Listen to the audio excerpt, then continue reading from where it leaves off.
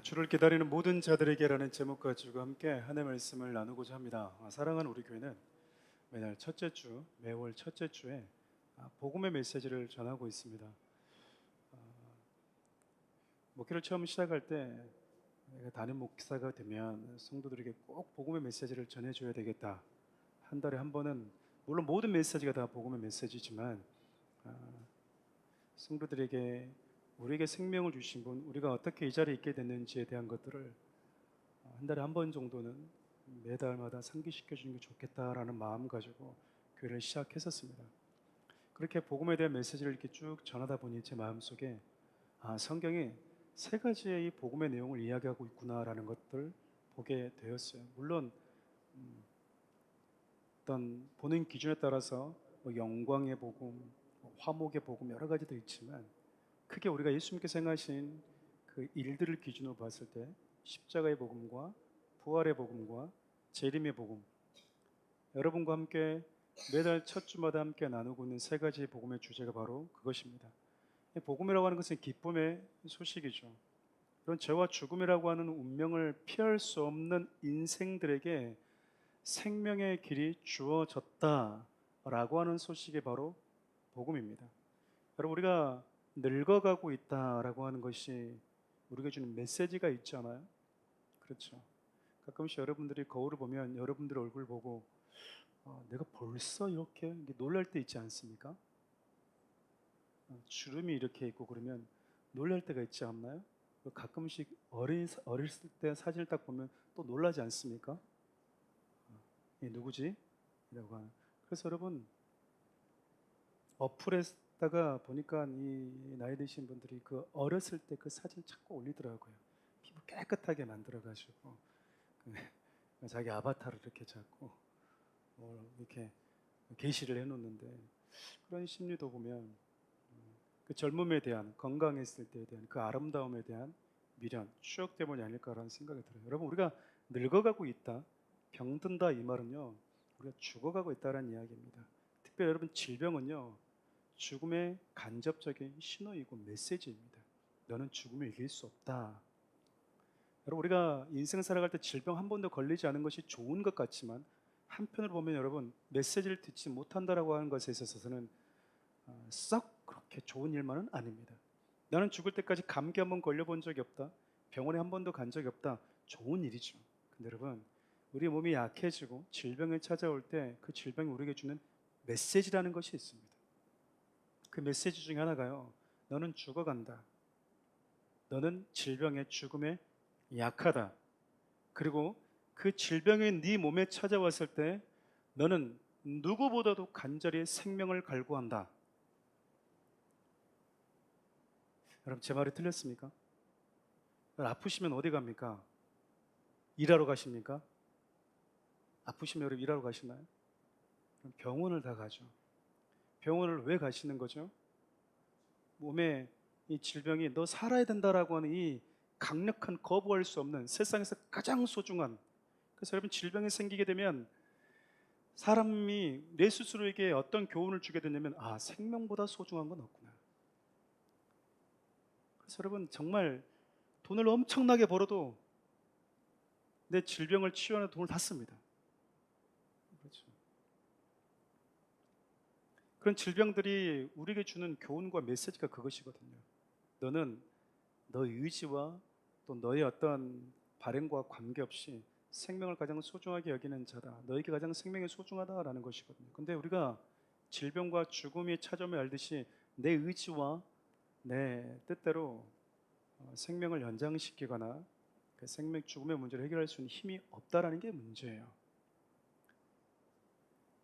자주 이 부분을 여러분과 함께 나눴었지만, 코로나가 사랑하는 이 대한민국에, 그리고 전 세계에 퍼졌을 때요, 모든 사람들이 백신을 기다렸습니다. 그 얘기는 살고 싶어 한다는 이야기입니다. 코로나라고 하는, 코로나가 지배하는 이 세상에서 살 수 있는 유일한 그 길, 그것을 얻고 싶어 했다라는 거죠. 여러분, 죄와 죽음, 코로나, 여러분 백신을 맞아도 사람은 다 죽습니다. 죄와 죽음의 문제를 해결할 수 있는 그 길이 열렸다. 예수 그리스도의 오심으로 인해서. 그게 여러분 복음이에요. 근데 여러분 누구에게 이 복음이 기쁨의 소식으로 다가오는가라고 하는 걸 보면 내가 백신이 필요한 바이러스에 걸렸습니다라고 하는 사람들, 그것을 인정하는 사람들에게 백신이 아주 굿 뉴스이듯이 내가 죄와 죽음이라고는 운명을 피할 수 없는 약한 자이구나, 작은 자이구나라고 하는 이 사실을 인정하는 사람들에게요, 복음이 기쁨의 소식으로 다가오게 됩니다. 그래서 예수님을 만난 모든 자들이 첫 번째 자신이 죄인임을 인정하게 돼요. 그 말은 자기 자신에 대해서 혐오하거나 자기 자신을 비하하는 것이 아니라 예수 그리스도의 생명에 필요한 존재라는 사실을 인정하는 것이죠. 성경 보면 앞서 얘기했던 것처럼 우리에게 주신 큰 세 가지 기쁨의 소식, 복음의 소식이 있는데 그 첫 번째가 십자가입니다. 십자가는요, 십자가가 우리에게 큰 기쁨의 소식인 이유는 세상을 창조하신 분, 세상을 창조하신 그분이 법과 기준, 질서도 창조하셨거든요. 생명에서 벗어나게 되면 예외없이 모두가 다 죽음이라고 하는 그 올무에 빠지게 된다라는 이 법칙이 우리 모두에게 적용되는데, 그 죽음이라고 하는 저주에 빠져 있는 인간들을 다시 되살리시기 위해서 그분이 또 하나의 법칙을 만드셨다라는 겁니다. 그게 대속의 법칙이에요. 대속의 법칙. 죄 없으신 예수님께서 당신의 육체와 함께 저와 여러분들의 모든 죄를 나무 위에서 소멸해 버리셨다라는 거야. 왜 굳이 나무에 되는가? 하나님이 정하신 법칙과 기준 때문입니다. 그래서 성경을 보면 예수님이 십자가에 죽으실 때 당신의 육체와 함께 우리의 죄의 문제를 다 처리하셨다라고 하는 것을 이렇게 표현해요. 우리 골로새서 2장 14절 15절 말씀을 표준 세번역 함께 읽겠습니다. 하나님께서 우리에게 불리한 조문들이 들어있는 빈 문서를 치워버리시고 그것을 십자가에 못 박아 우리 가운데서 없애버리셨습니다. 그리고 모든 통치자들과 권력자들의 무장을 해제시키셔서 그들을 그리스도의 개선 행전의 포로로 내세우심으로써 사람들의 구경거리로 삼으셨습니다. 여러분, 죄는 생명에서의 단절을 의미하거든요. 그리고 여러분, 죄는요, 값을 요구하는 빚 문서와 같습니다. 근데 예수님께서 십자가에서 너무나 부당해 보이는 말도 안 되는 죄와 죽음이라고 하는 그 빚 문서를요, 해결해 버리셨다라고 이야기를 하는 거죠. 여러분, 빚 문서, 죽음이라고 하는 이 빚 문서가 해결돼 버리니까 이 빈 문서를 가지고 거짓으로 우리를 독촉하던 수많은 어둠의 통치자들, 죽음의 저주가 우리에게 아무런 일도 할 수 없게 되었다. 오히려 하나님이 그들을 포로로 삼아 버리셨다라고 이야기를 하는 거죠. 여러분, 십자가가 가지고 있는 우리에게 주는 의미가 바로 그거예요. 너를 지배하고 있던 그 죄와 죽음의 권세가 우리 주님이 처리하실 뿐만 아니라 죄와 죽음의 저주를 너희들 앞길을 걸어가는 포로로 삼아 버리셨다라는 거예요. 예수님께서 당신의 흠없는 육체를 값으로 내어 주심으로 인해서 이 일이 해결되었다라는 거예요. 우리가 우리 몸이 죽는 이유가 간단하거든요. 죽음의 대가가 죽음이기 때문에 그래요. 죽음이 우리에게 요구하는 빈 문서가 그 값이 우리 몸의 죽음이기 때문에 그렇습니다. 근데 우리 주님이 대신 당신의 육체 안에서 그 육체와 함께 십자가에서 우리의 모든 죄와 죽음의 문제를 해결하셨다. 그래서 십자가가 우리에게 기쁨의 소식인 겁니다. 두 번째가 부활의 복음이잖아요. 부활은요, 예수님을 통해서 죄와 죽음의 문제가 자유케 된 자들에게 이제 그러면 어떤 몸이 주어질 것이냐라는 거예요. 우리가 여러분 매 주일마다 다 같이 일어서서 우리의 믿음을 신앙으로 고백하는 이유가 있습니다. 여러분, 그 사도신경이라고 하는 그 신앙 고백 마지막 부분에 여러분 무슨 메시지가 있는지 기억이 나시죠? 뭐가 있죠? 마지막 부분이 뭐가 있습니까? 죄를 용서받는 것과 몸의 부활과 영생, 그것을 우리가 믿는데요. 교회 다니는 사람들은 그걸 믿구나. 맞아요. 몸의 부활을 믿는다라는 거예요. 몸의 부활을. 이 몸이 썩어져 사라지는데 이 사라지는 썩어진 이 몸이 아니라 다른 몸을 우리 주님이 우리에게 주시겠다고 약속하셨다라는 거예요. 그러면 그 몸이 어떤 몸이냐? 그게 예수님의 부활의 몸이라는 거예요. 그래서 예수님의 부활은 죄의 문제를 해결하셨다라고 하는 가장 확실한 증거인 거죠. 예수님의 부활의 몸은 죽음이 뭐하지 못했으니까 그럴까요? 지배하지 못했기 때문입니다. 죽음의 지배 아래 있는 몸이 아니라는 이야기죠. 그래서 우리는 예수님의 부활에 대해서 환호하고 그 부활을 증언하면서 살아가는 것이고, 예수 안에 있는 그분의 생명을 받은 우리도 썩지 않은 그 부활의 몸을 덧입게 될 거라고 하는 약속을 받게 되었다라는 겁니다. 그게 여러분, 저와 여러분들에게 주어진 약속이에요. 우리 로마서 6장 5절 말씀 함께 읽어볼까요? 우리가 그의 죽으심과 같은 죽음으로 그의 연합하는 사람이 되었으면 또한 분명히 그의 부활하심과 같은 부활로 그와 연합한 사람이 될 것입니다. 성경은 여러분, 저와 죽음의 문제가 해결되어서 부활하신 예수님의 생명을 갖게 된 자들 역시 예수님과 같은 부활의 몸을 가지게 될 것이다 라고 이야기를 해요. 이런 심는 대로 거두는 법칙이 있습니다. 무엇을 심으면 그 심은 그것이 나오는 것이죠. 유한한 생명이 우리에게 주어지면요, 유한한 생명을 가진 존재를 만들어냅니다. 여러분, 부활의 생명을 가지신 분이 우리에게 생명을 주면 죽음을 이기는 부활의 생명을 갖는 존재로 만들어지게 되는 것이죠. 우리는 이 썩지 않는 몸을 영의 몸이라고 부릅니다. 그 몸을 저와 여러분들에게 주셨다라고 말씀하고 있고요, 그 부활의 몸이 저와 여러분들에게 약속되어졌다라는 겁니다. 여러분, 믿어지십니까? 그러니까 여러분, 세상에 믿을 수 없는 걸 우리가 지금 믿고 있는 거죠. 마지막 여러분, 재림의 복음인데 이 모든 일이 우리에게 언제 일어나는가? 주님이 다시 재림하실 때 주어진다라는 겁니다. 여러분, 우리 모두는요, 어머니의 태를 경험한 자들이요, 그곳에서 10개월간 자랐고 살아 숨쉬는데 별 문제가 없었습니다. 그렇죠. 우리가 보면 저 작은 곳에서 우리가 어떻게 숨쉬고 살 수 있지? 근데 그 아이들은요, 어머니 뱃속에서 10개월간 살아내는데 아무런 문제가 없는 환경이었다 그 말이에요. 그리고 여러분, 10개월이 지나고 나면 엄마의 태라고 하는 세상에서 완전히 새로운 세상을 만나게 되는 것이죠. 질문해 볼까요? 먹고 사는데 별 문제가 없는 세상이었기 때문에 다시 엄마의 태로 돌아가고 싶으신 분들이 계십니까? 그래, 그곳에서 먹고 사는데 별 문제가 없어서 숨쉬고 사는데, 그래서 목사님 저는 엄마의 태로 돌아가고 싶습니다 하시는 분 있으면 괜찮습니다. 손 한번 들어보십시오. 과감하게 돌봄 필요한 분으로 낙인이 될 수 있어요. 먹고 사는데, 숨쉬고 사는데 지장이 없었지만 우리는 여러분, 그 세상으로 돌아가고 싶어 하지 않습니다. 여러분, 그렇지 않나요?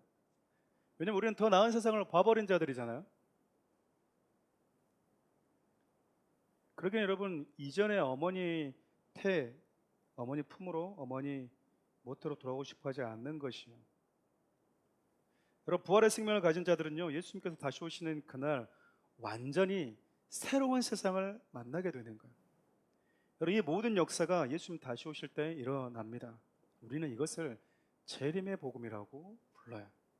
예수님이 다시 오실 때 예수 그리스도의 십자가와 부활을 경험한 자들에게 어떤 일이 벌어지는가,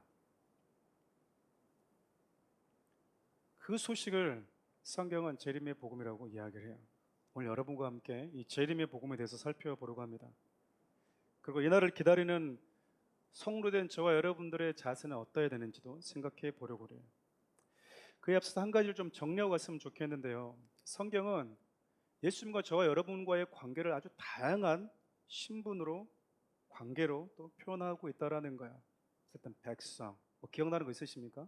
자녀, 종, 예? 에이? 예, 에이. 네, 에이. 또요? 친구, 종, 군대, 양, 제자, 신부까지. 너무 다양하지 않나요? 여러분, 언제는 자녀하고 종은 완전히 다른 개념이잖아요. 근데 자녀 그랬다가 너는 종이야 그러면 기분이 좋나요? 우리 딸한테 너는 엄마 아빠의 딸이야? 엄마 좋아요. 갑자기 와가지고 넌 내 종인이라 이러면 여러분 기분이 어때요? 언제는 아들이라고 그랬다가 언제는 딸이라고 그랬다가 자녀라고 그랬다가 언제는 종이라고, 청직이라고 다 갖고 와라 니꺼 아니다 이러고 있으면 기분이 상당히 불편하지 않습니까? 왜 성경이 이렇게 다양한 신분을 가지고 하나님과 우리와의 관계를 설명하는 걸까? 이유는 아주 간단합니다. 하나님과 저와의 관계를요, 하나의 신분, 하나의 관계로 설명할 수 없을 만큼 하나님과 저와 여러분의 관계는 풍성하고 다양하기 때문에 그래요. 그 신분의 그 관계 속에 담겨져 있는 메시지를 통해서 하나님과 우리와의 관계가 어떤 관계인지를 배우게 되는 것이죠. 안타까운 것은요, 성경이 우리에게 소개시켜주고 있는 이 소중하고 좋은 관계들이 많이들 왜곡되어 가고 있다라는 거예요. 한 가지 소개해 볼게요. 올해 넷플릭스에서 나는 신이다라고 하는 이단에 관련된 영상이 하나 나왔는데 보셨습니까? 이제 넷플릭스가 없어서 아직 보지를 못했는데 제목도 참 재밌죠. 나는 신이다. 저는 이제 가끔씩 이단에 빠져서 교주를 믿는 분들의 그런 말을 해요. 왜 그런 하나님을 믿니? 피곤하면 필요회복제 사 먹는 하나님, 설사하고 이렇게 감기 들면 감기약 사 먹고 나이 들면 링겔 꽂아야 되는 그런 하나님 왜 믿니? 제가 이렇게 얘기하거든요. 그런 하나님을 믿어요, 그분들은. 아직 그 영상을 보지 못했는데 그 영상에 등장하는 교주들은 저는 익히 너무나 잘 알고 있었습니다. 예전부터 안타까웠던 것 중에 하나는요, 그리스도인들이 지녀야 될 그 아름다운 신앙의 가치들을, 수많은 가치들을 이단들이 너무나 왜곡시켜 버렸다라는 거예요. 예컨대 여러분 예수님의 재림이라고 하는 이슈도 마찬가지입니다. 재림 그러면 여러분 기분이 어떠세요? 평안이 밀려오고 기대감이 밀려옵니까? 왠지 모를 초조하고 좀 나 때는 안 왔으면 좋겠고 그런 이미지로 다가오십니까? 예수님이 지금 온다 그러면 여러분 이렇게 기분이 좋으세요? 아니면은 좀 지금은 안 왔으면 좋겠는데 그래요? 할렐루야. 네, 많이들 이렇게 또 들으셨어 이렇게. 자주 제가 얘기하잖아요. 자주 이번에 한 달 동안 출장 갔다 올게. 그래요. 그럼 여러분 출장 가는 떠나는 남편 보면서 잘 다녀와 그러고 아쉬워요, 기뻐해요, 여인들은? 이 기뻐하는 순간 뭔가 좀 문제가 있는 거잖아요. 그렇죠? 한 달 동안 갔다 오겠다고 갔는데 갑자기 신랑이 전화가 온 거야. 여보 일이 빨리 끝나서 보름 빨리 갈 것 같아. 일이 빨리 오냐고. 약속도 안 지키고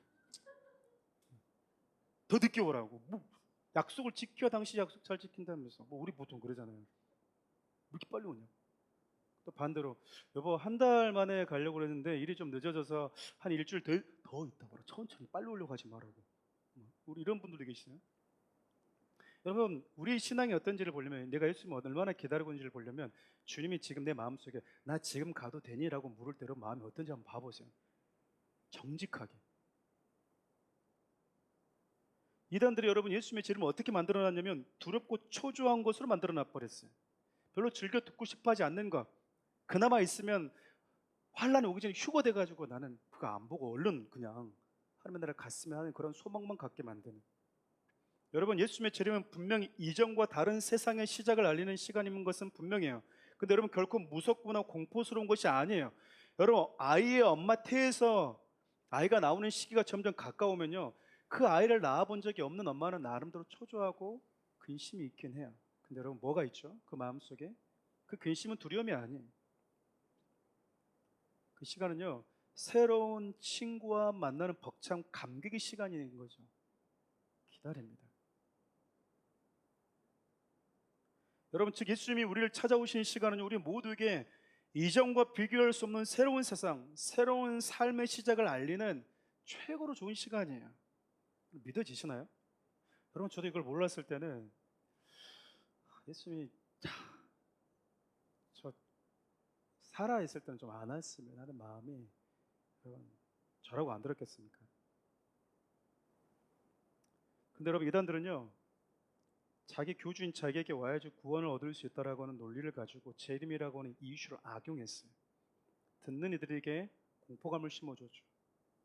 재림이라고 하는 이슈를 가지고 너무나 귀한 영혼들의 삶과 가정, 일터를 완전히 파괴해버렸습니다.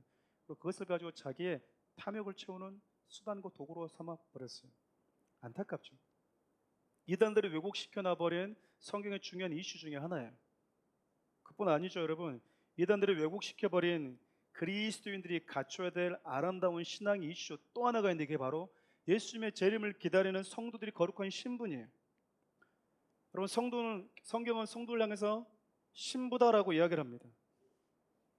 예수님은 당신을 신랑으로 당신을 믿고 따르는 성도들을 신부라고 소개를 하세요. 여러분, 신부라고 하는 이 표현에서도 알 수 있듯이 성도는 거룩하고 구별된 삶을 살아야 되는 자들로 부름받았다라는 거예요. 그래서 하나님의 저와 여러분들에게 너는 나에게 신부다라고 부르고 있다라고 하는 것은 너는 구별되고 거룩한 삶을 사는 존재야, 이제 그렇게 되었어 라고 하는 메시지가 담겨져 있는 것이죠. 특별히 예수님께서 저와 여러분들 향해서 너희들 나의 신부다라고 표현하신 여러 가지 이유 중에 그 하나가요, 성서시대 결혼 문화 때문이에요. 여러분, 성서시대 때 신랑과 신부는 혼인하게 되면 법적으로 부부가 되긴 하지만 바로 그날 한 집에서 합방하며 살지는 않습니다. 왜냐하면 신랑이 신부와 함께 살게 될 집을 준비하기 위해서 아버지가 있는 집으로 돌아가기 때문에 그래요. 그래서 예수님 이런 말씀을 하셨던 거죠. 오늘 본문 2절에서 3절 말씀 함께 읽어볼까요?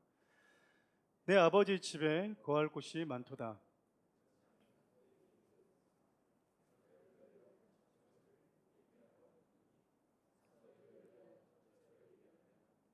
내가 다시 와서 너희를 내게로 영접하여 나 있는 곳에 너희도 있게 하리라. 예수님은 십자가의 사역을 감당하시기 전에요, 제들과 마지막 만찬을 이렇게 하시면서 내가 아버지 집으로 돌아가게 될 거야. 아버지 집으로 돌아가서 너희들과 함께 거할 초소를 예비할 것이고, 그 초소 준비가 다 끝나면 내가 다시 너희들이 있는 곳으로 올 거야 라고 말씀하신 거죠. 유대인들의 성서시대 결혼 문화를 빗대어서 말씀하신 거거든요. 이 말 여러분 다시 한번 생각해 보면 신랑이 신부를 위해서 거처를 준비하는 동안 텀이 있다라는 뜻 아니겠습니까? 신랑이 우리를 데려오기 전까지의 텀이 아직 있다라는 거예요. 그럼 그 시간 동안 신부는 뭐 하면서 살아야 될까요? 신랑이 신부와 함께 살게 될 처소를 막 열심히 준비하는 그동안 신부는 설레는 마음으로 거룩하고 구별된 삶을 살아내는 것이 당연한 자세 아닐까요? 집 준비하고 있는데 다른 사람과 사랑에 빠져 있다면 그 신부와 함께 집을 살기 위해서 거처를 준비하고 있는 신랑의 마음이 어떻겠어요? 문제가 여러분, 신부가 신랑을 기다리는 이 기간 동안 참 많은 일들이 일어난다는 거예요. 몇 가지 좀 그것을 오늘 본문을 근거로 살펴보려고 합니다. 신랑을 기다리는 동안 신부의 삶 가운데 어떤 일들이 많이 일어나는가? 그 첫 번째가요, 우리 안에 예수님 다시 오심에 대한 소망이 점점 식어지고 주변에서 예수님을 기다리는 저와 여러분들의 신앙에 대해서 조롱하기 시작한다라는 거예요. 베드로후서 3장 3절 4절 말씀 표준 세번역 함께 읽어볼까요? 여러분이 무엇보다 먼저 알아야 할 것은 이것입니다. 마지막 때에 조롱하는 자들이 나타나서 자기들의 욕망대로 살면서 여러분을 조롱하여 말하기를 그리스도가 다시 오신다는 약속이 어디 있느냐? 조상들이 잠든 뒤로 만물은 처음 창조 때부터 그냥 그대로. 그럼 마지막 때가 되면요, 자기 마음대로 사는 사람들이, 죄와 이 욕망이 이끈 대로, 자기의 감정이 이끈 대로 살아가면서 죄를 짓는 그 사람들이 그리스도인된 저와 여러분들에게서 조롱한대요. 야, 예수 믿는 예수쟁이들아, 왜 예수님 아직도 안 오니? 예수님 오신다면서 아직도 안 오네? 속히 오시겠다고 했는데 아직도 안 왔네? 너희 전에 수많은 성도들도 너희들 똑같이 예수님 기다리며 살다가 그냥 죽었어. 그들 죽을 때까지 예수님 안 왔다? 세상을 봐라. 예나 지금이나 달라진 게 있냐? 여전하지 않니? 아직도 이 시대에 예수님을 기다리고 오실 거라고 재림을 소망하는 너희들 한심하다. 한심해. 그러니까 너희들 삶에 충실해라. 라는 식으로 조롱한다라는 거죠. 베드로서 3장에 언급된 여러분 마지막 때 이렇게 얘기하잖아요. 근데 여러분 이것을 역으로 생각하면 이렇잖아요. 세상의 조롱이 잦아지고 있고 그로 인해서 성도들의 삶이 위축되고 신앙이 위축되고 예수님을 기다리는 소망이 점점 사라져가고 있다면 누가 오시려를 점점 가까우고 있다는 거죠. 아, 진짜 주님 오시려 가까우고 있겠구나 라고도 볼 수 있지 않겠어요? 안타까운 게 여러분 세상의 조롱 때문인지 이단들의 이 거짓된 왜곡 때문인지 잘 모르겠지만 어느 순간부터 이 성도들 사이에 예수님의 재림이라고 하는 것에 대해서 큰 관심을 갖는 메시지가 사라졌다는 거예요. 그냥 계속 이 땅에서 뭔가를 벌리려고 하고 일하려고 하고 사역하려고 하고 주님의 일이라고 하면서 열심히 하는데 문제는 주님이 다시 오실 그날에 대해서 기다리는 소망하는 그 메시지, 그 기다림이 어느덧 우리 신앙에도 싸늘하게 식어 있다는 거예요. 예수님을 기다리는 그 재림의 신앙을 찾아보기가 참 힘든 시대가 되어가고 있는 거예요. 우리가 여기서 핑계 댈 수 있는 게 있을까요? 목사님 교회가 너무 재림 설교를 안 합니다. 요즘에 너무 언론이나 매체에서 뭐 예수님의 신부, 그냥 뭐 돌나라 신부 뭐 이런 게 있잖아요. 막 신부들, 내가 원자님의 아들을 낳아줄게, 애를 낳아줄게 뭐 이러잖아요, 학생들이. 그러니까 당신 예수님의 신부입니다 그러면 덜컥 우리한테도 거부감이 들어오는.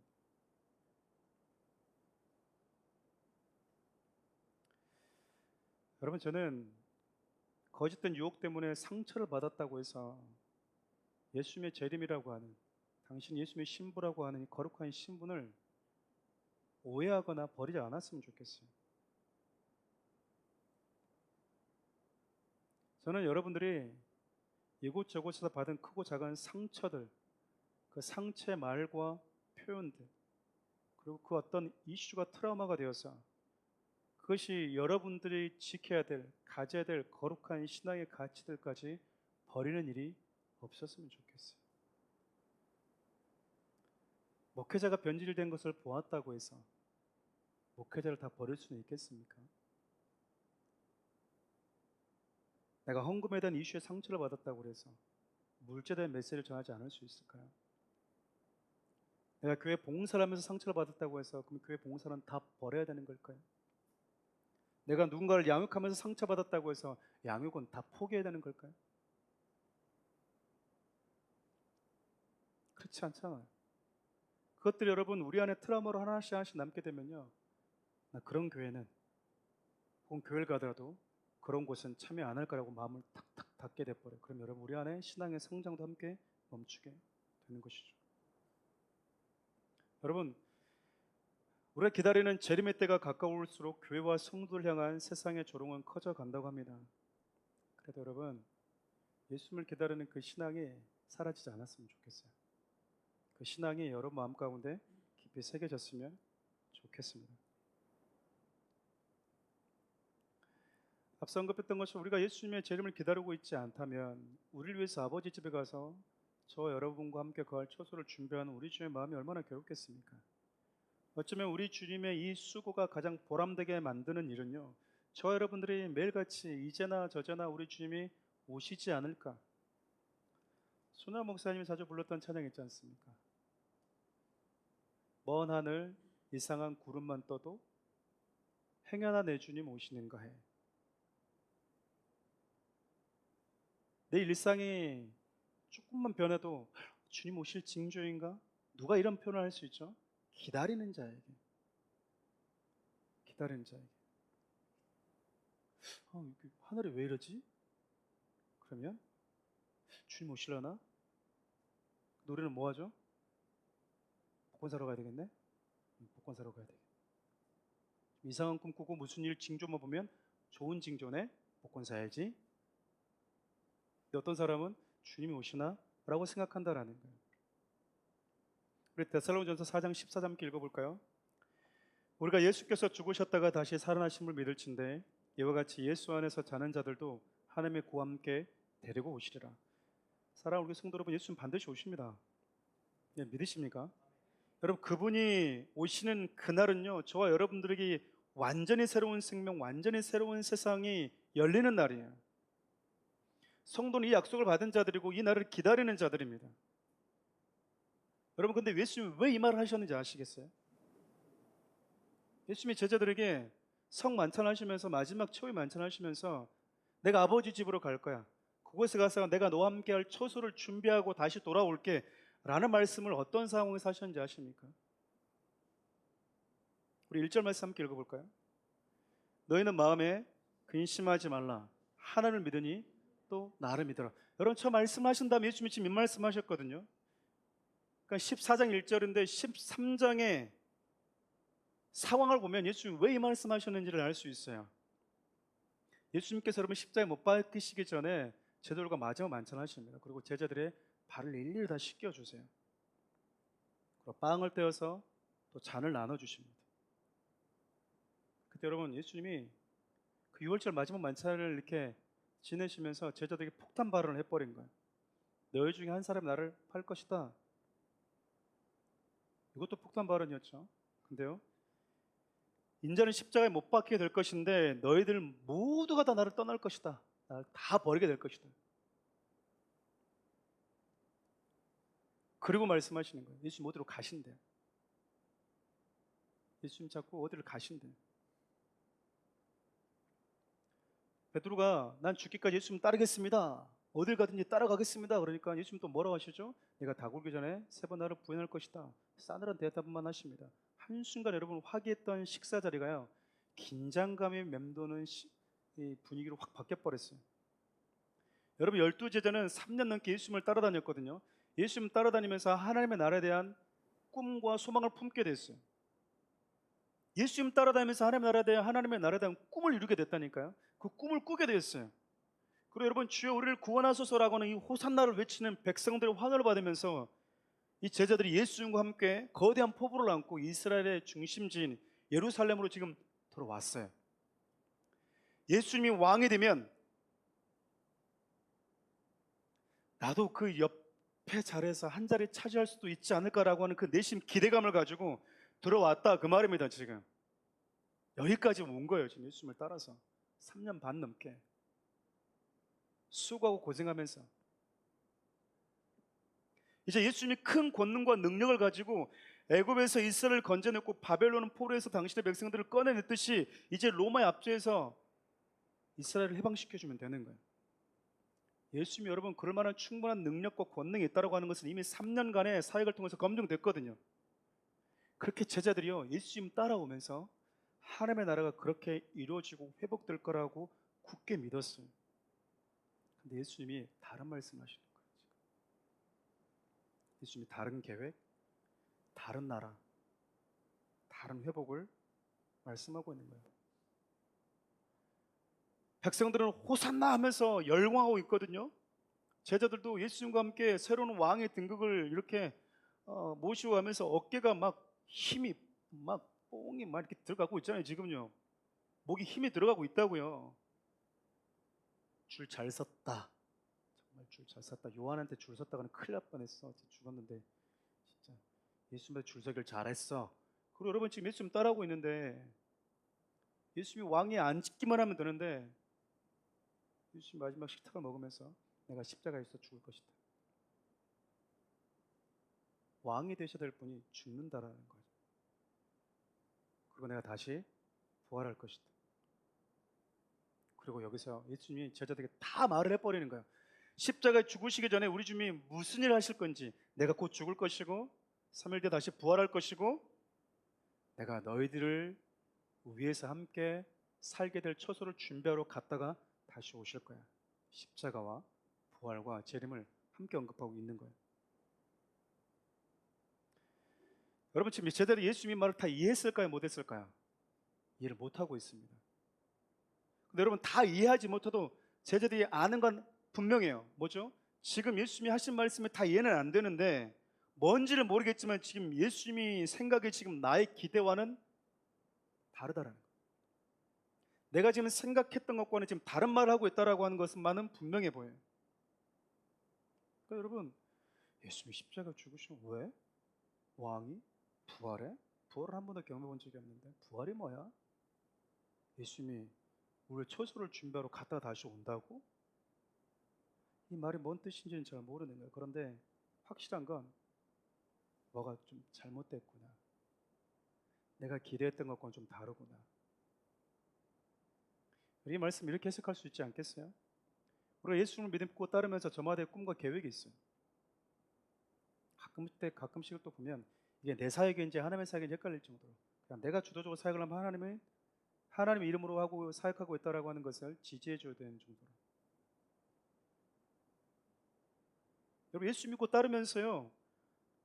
저마다의 꿈과 계획이 있어요. 저마다 꿈꾸는 나라가 있습니다. 근데 여러분 예수님이 내가 꿈꾸던 나라와 다른 것들을 말씀하고 있어요. 사람들은요. 나의 계획이 틀어질 때 나의 기대가 다를 때 나의 기대와 다를 때 우리 마음에 자동적으로 근심하는 마음이 생기게 돼요. 불안해지는 거죠. 이렇게 갈 줄 알았는데 이렇게 엔딩이 될 줄 알았는데 전혀 다른 그림이 그려질 때 우리 안에 근심이 찾아오고 불안함이 생긴다는 얘기죠. 내가 주도적으로 계획하고 꿈꾸는 것을 예수님께서 그냥 당신의 능력으로 이루어주셨으면 좋겠는데 내가 원하는 그렇게 회복시켜 줬으면 좋겠는데 내가 생각했을 때는 이게 가장 아름답고 깔끔한 회복인데 하나님 능력 있으시니까 이렇게 일을 해줬으면 좋겠는데 내 삶 가운데 이렇게 좀 다가와 주셨으면 좋겠는데 근데 예수님이요 다른 말을 지금 하고 있는 거예요. 다른 말. 내가 기대했던 것과 내가 생각했던 것 전혀 다른 길을 말씀하고 있었다 그 말이죠. 근데 여러분 예수님은요 저와 여러분의 생각과 기대를 초월한 나라, 그 초월한 놀라운 계획을 가지고 계시는 분이세요. 여러분 믿으십니까? 여러분 믿으세요? 이 사실을 믿을 때 우리 안에 근심이 사라진다고요.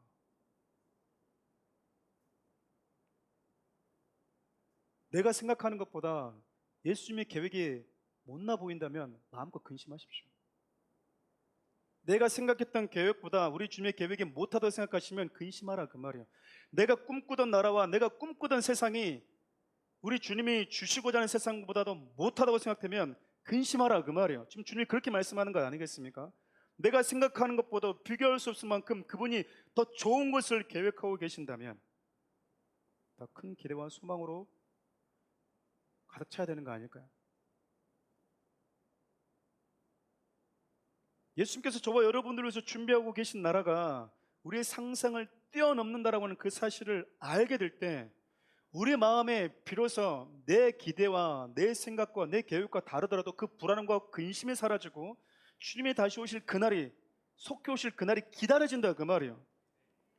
나는 내가 기대했던 하나님은 이 로마의 압제에서 우리 주님이 그냥 놀랍게 기적과 이적을 행하면서 하늘에서 불이 떨어져 가지고 로마 군대는 다 없애버리고 왕위에 앉아서 야고보 요한 베드로는 상석에 앉아서 좌의정 우의정 하는 거였는데 우리 지금 완전히 새로운 나라를 얘기하시는데 그게 여러분 마음에 들지 않은 거잖아요. 지금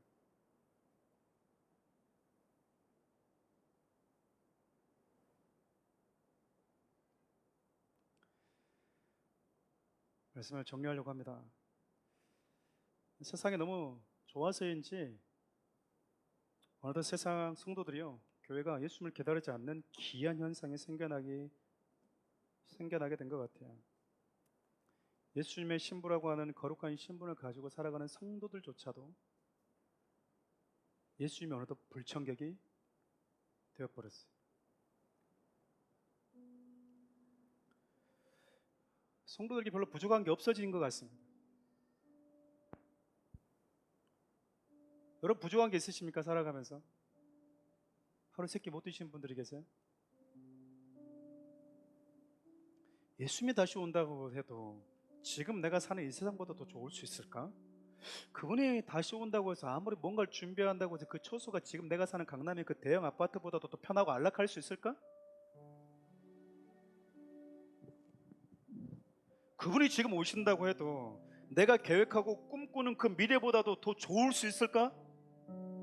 라는 생각을 가지고 살아간다면요 그래서 예수님이 오심에 대해서 전혀 기대조차도 하고 있지 않고 살아간다면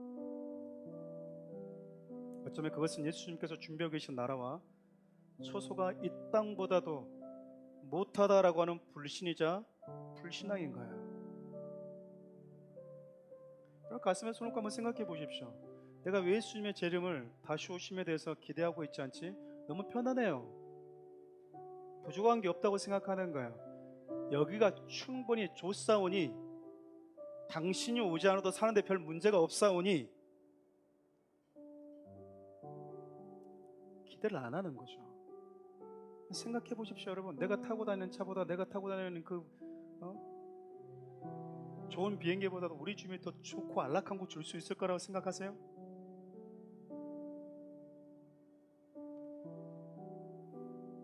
여러분, 이 말을 딱 들으니까 제자들이 자기들이 생각했던 최고의 그림이 있었잖아요.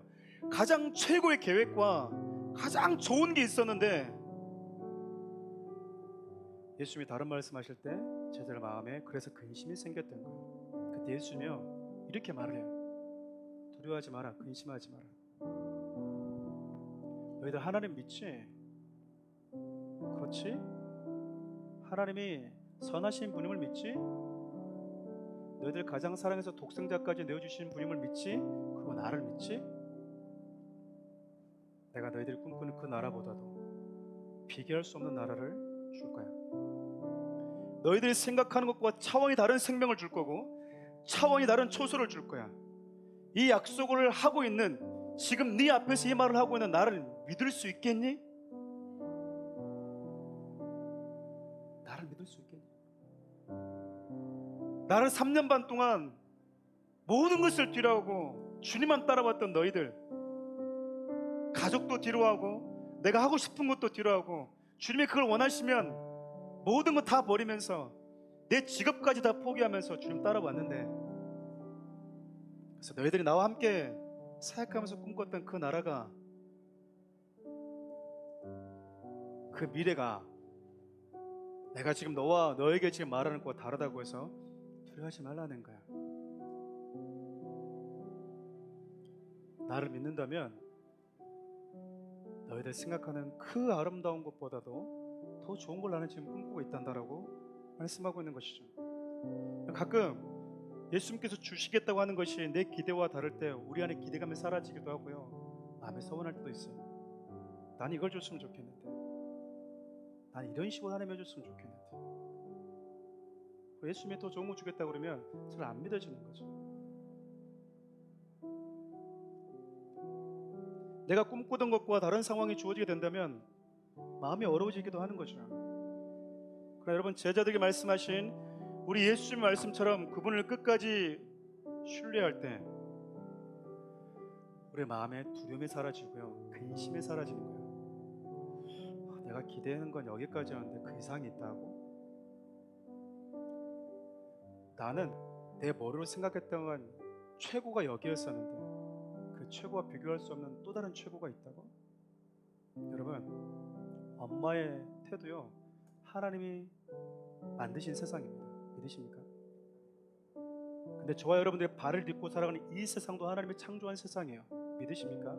근데 여러분, 지금 우리 주님이 약속하고 계신 그 세상도 그분이 창조한 세상이에요. 엄마의 뱃속에 있던 그 아이들이 여기가 편할 거라고 생각했는데 우리 부모는 거기에 계속 두지 않습니다.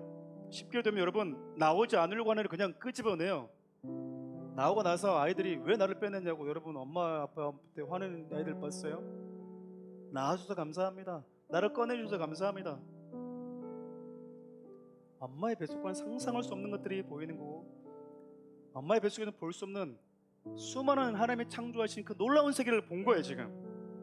근데 아직 이게 끝이 아니라는 거예요. 주님이 엄마 뱃속에 있는 아이들에게 여러분들이 아무리 여기는 태양에 딴다 말해도요 몰라요 아이들은. 근데 우리는 한번 경험해 봤잖아요. 엄마 뱃속에서 한번 두 번째 세상을 만나봤잖아요. 세 번째 세상이 있다라는 거예요.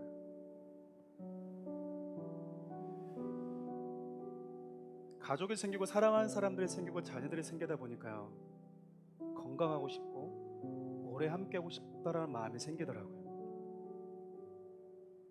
그러면서 여러분, 가장 확실한 소망이 우리 주 모시는 거구나라는 걸 알게 됐어요. 예전에는 예수 모시면 뭐야 우리 지금 있는 가족도 다 흩어지고 다 없어져 버리는 거야 이제? 이런 막연한 두려움이 있었거든요. 그게 아니라는 걸 알게 된 거예요. 내가 생각했던 나라, 내가 기대했던 나라, 내가 꿈꾸던 그 나라, 우리 주님이요 자기를 믿어달래요. 믿으실 수 있으시겠습니까? 하나님을 믿잖아. 나를 믿으라는 거예요. 나를 믿으라. 지금 12제자는 우리 주님의 그 믿음의 메시지를 듣고 그 나라에 있습니다. 뭐라고 얘기할까요? 당신 나한테 사기쳤어? 그럴까요? 그 나라가 이 나라였군요.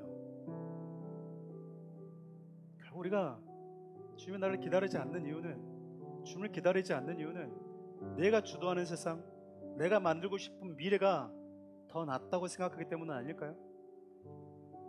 여러분, 예수님을 믿으십니까? 그분을 신뢰하십니까?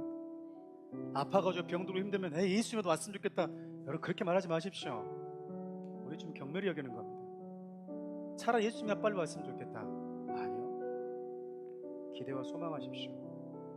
무엇을 상상하든 무엇을 기대하든 그 이상으로 저와 여러분들에게 우리 주님이 안겨주실 나라입니다. 우리 이 찬을 좀 주님께 올려드리면서